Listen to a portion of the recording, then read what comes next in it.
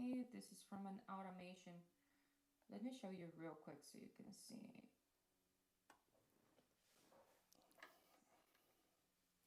I think it is this one. Okay, so for example, right now I opened here the contact for Ricomedia. Every email you send, basically it creates a contact. It doesn't matter if you don't have like a name or last name. It like registers it to keep track of emails and stuff. So for example, these two were sent today. I click here and details, and then I see that it was sent from a workflow.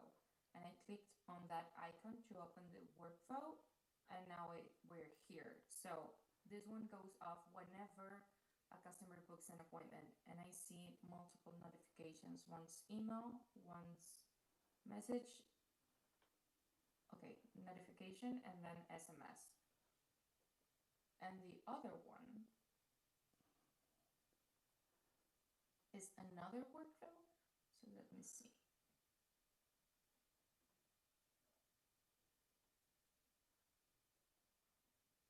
Okay, so it's another workflow.